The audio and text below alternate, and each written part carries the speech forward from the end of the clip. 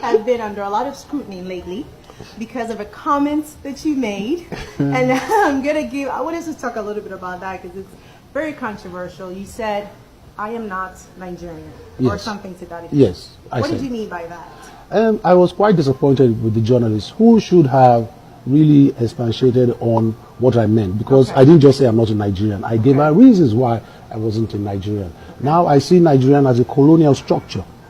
Now I think for us to see ourselves as Ghanaians, South Africans, we have to understand Africa was divided in 1885 in Berlin, where Europe and America and all these nations sat down because they were all going to go to war, because there was this big scramble for Africa, and they were going to war. So they all decided, look, there's no point in going to war. Let's all meet in Berlin and divide. So wherever you are now, whatever you have accumulated or gotten in Africa, stop there.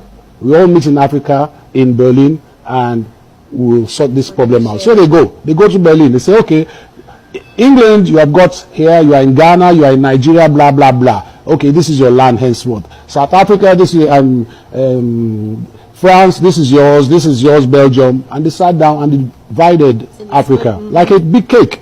And then they gave it their names.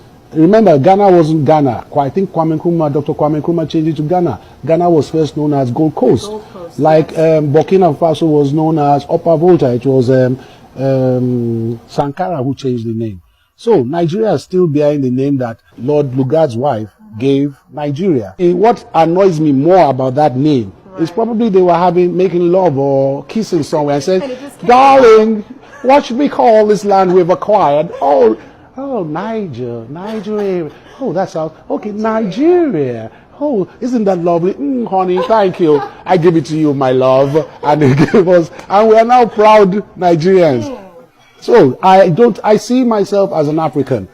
Nigeria is too small. So you're just talking about the name. Yes. It's not necessarily the country Nigeria or the culture or the people. I don't see a country Nigeria. There is no country Nigeria. It's a colonial structure.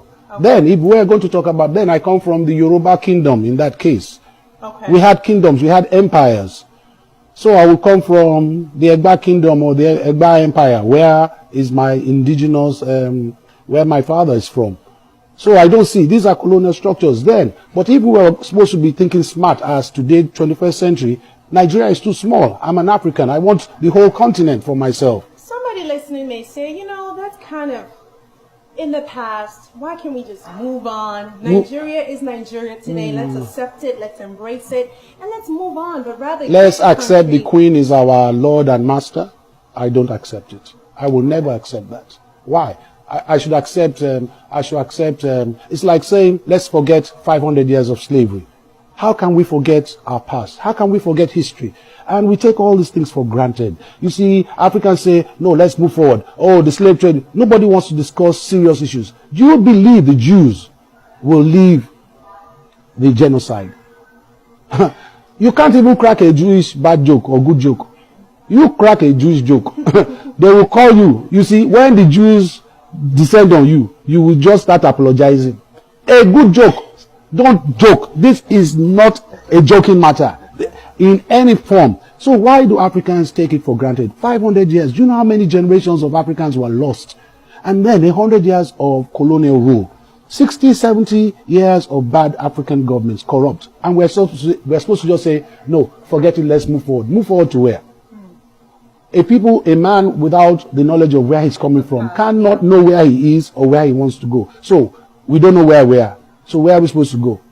So what do you think Nigeria should be called instead of Nigeria? If we wanted to accept, if we wanted the United Countries of Africa, then Nigeria should find an indigenous name to call that part of Africa. Do you have any suggestions? With no, and they could call it Kalakuta. Does that mean anything? Kalakuta was the prison my father was locked up in, which means I can't remember what it meant. I think it just meant freedom or something like that.